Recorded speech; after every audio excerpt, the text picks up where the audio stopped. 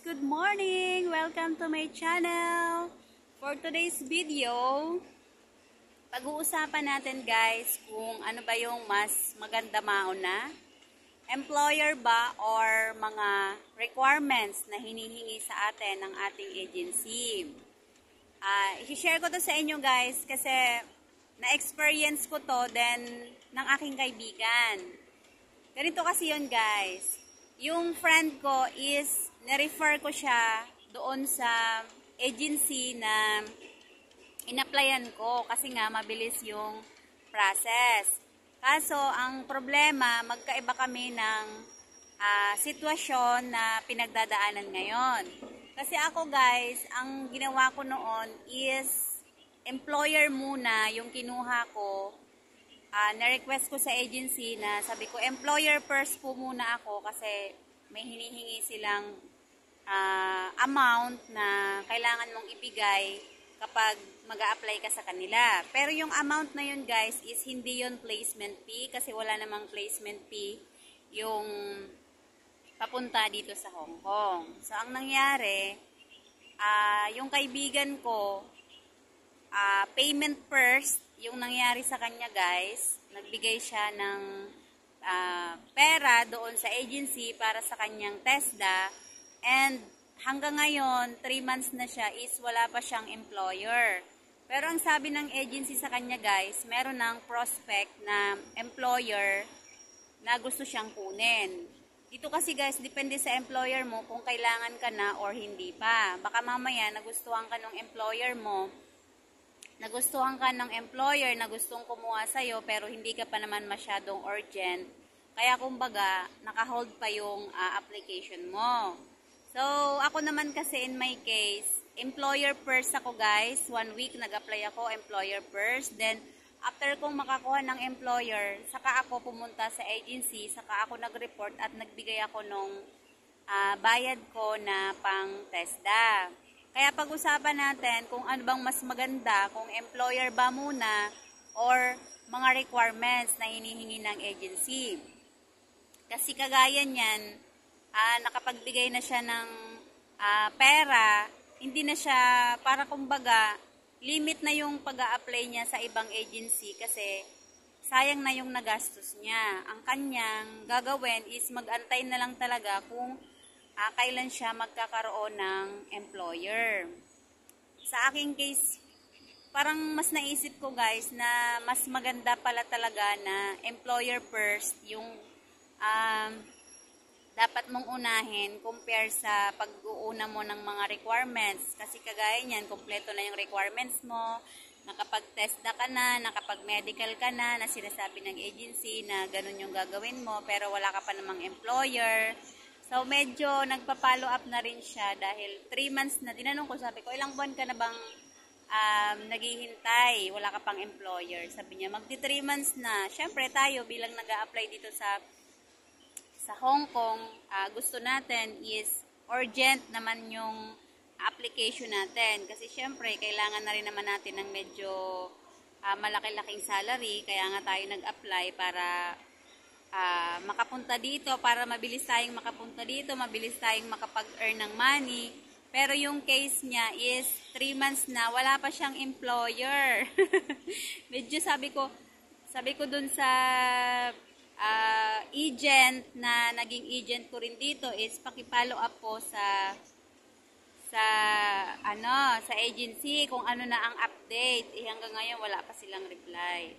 Pero sure naman guys na yung agency ko is 100% na legit kasi nagtanong siya kung legit ba daw yung aking agency. Sabi ko naman, hindi naman ako makakapunta dito sa Hong Kong kung hindi legit yung agency ko. Magkaiba nga lang kami ng sitwasyon kasi ako employer first ang ginawa ko and then siya naman is payment first.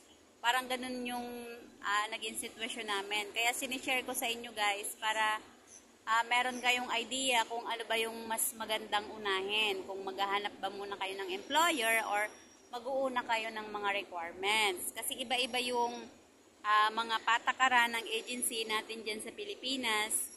kung paano yung proseso sa pag-a-apply dito sa Hong Kong. Kaya ang tips ko sa inyo guys, kunin nyo muna yung employer first. Maghanap kayo ng mga agency na employer first ay bibigay sa inyo bago yung mga requirements. Kasi syempre gagastos tayo. Kapag gumastos na tayo, hindi na tayo maka-apply sa ibang agency kasi syempre manghihinayang na tayo doon sa binayad natin na pera. Kaya yung friend ko, waiting siya ngayon guys kung kailan siya tawagan ng agency kapag meron na siyang employer. 3 months kasi is medyo matagal-tagal na yan guys. Ako kasi 3 months, nakaalis ako ay November, then March nakaalis na ako. Yung 3 months niya kasi medyo matagal na talaga para makakuha ng isang employer. Kasi karamihan, minsan nga 1 day pa lang ng application sa agency, sinasabak na sila sa mga interview.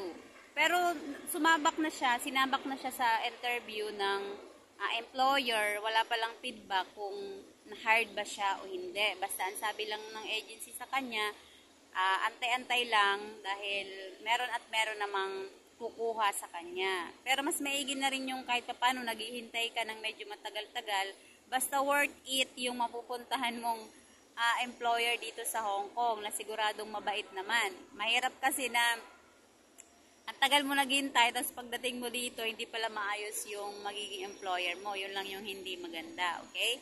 So, ang advice ko sa inyo guys, maghanap kayo ng mas magagandang agency na ipa-priority yung employer first bago yung mga requirements. Pero make sure nyo guys na kapag nakakuha kayo ng employer is porsigido kayo na pumunta talaga dito sa Hong Kong. Kasi syempre, nakakahiya din dun sa agency na pinuntahan nyo, tapos aayaw pala kayo. Or kung hanggat maaga pa na ayaw nyo talaga dun sa employer na kumuha sa inyo, pwede nyo naman sabihin sa agency. Okay? Pero kapag mga first timer guys, kagaya ko, sinasabi nila na wag muna tayong maging mapili sa paghahanap ng mga employer. So, darating tayo sa time na kaya na nating pumili, na meron na tayong karapatang pumili ng employer natin kapag natapos na natin yung first contract natin. Pero ngayon, as of now, na tayo yung mga first timer, kung ano yung ibibigay muna sa atin ng agency, kung sino yung nakapili sa atin na employer, so yun muna yung pagtiyagaan natin guys, okay? So, ganun na lang gawin nyo guys. Maghanap na lang kayo ng agency na makakapagbigay sa inyo ng employer muna bago mga requirements, para kung gustong-gusto nyo na talagang pumunta dito sa Hong Kong. Kasi ito nga friend ko, gustong-gusto nyo na pumunta, pero ngayon 3 months na siya, wala pa rin siyang employer na nakukuha, and then hindi na rin siya maka-apply sa ibang agency kasi nga naglabas na siya ng pera para dun sa kanyang TESDA at accommodation. Medyo malaki-laki din kasi guys, nasa 35k din yung nailabas na pera. Yun din yung hiningi sa akin ng agency, 35k, no placement fee, and then nakalagay lang doon is for TESDA and accommodation. So, yun yung nakalagay doon sa pinirmahan ko. Pinicturan ko kasi yung papel na nakalagay doon, naka-indicate doon kung saan mapupunta yung pera na binayad ko. And then, wala na akong binayaran sa medical. Basta, yun lang yung binayaran ko guys. Isahang bayad lang yan. Wala nang iba. Kahit sa mga training na ano pa, wala na akong binayad. Yun talaga yung instant money na binigay ko sa kanila na kahit wala naman talagang placement fee, kumbaga ako nag-provide nung iba kong requirements, kagaya ng TESDA. So, doon napunta yung pera na binayad ko. Pero mababawi nyo rin naman agad yun guys. Meron akong nakilala na ka-charge ko, compare before, ang laki daw ng placement fee ng Hong Kong noon, parang 2020 din yata siya, compare ngayon na wala ng placement fee.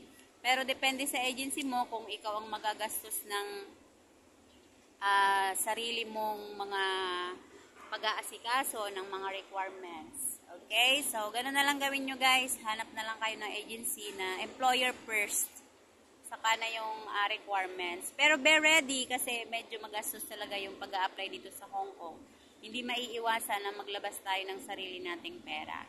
Okay? So, thank you so much guys doon sa friend ko na nag-aantay ng employer, wait lang ng konti, sis, makakarating ka rin dito sa Hong Kong, then keep praying na sana yung matagal mong paghihintay is mabigyan ka nila ng mababait na employer. Okay?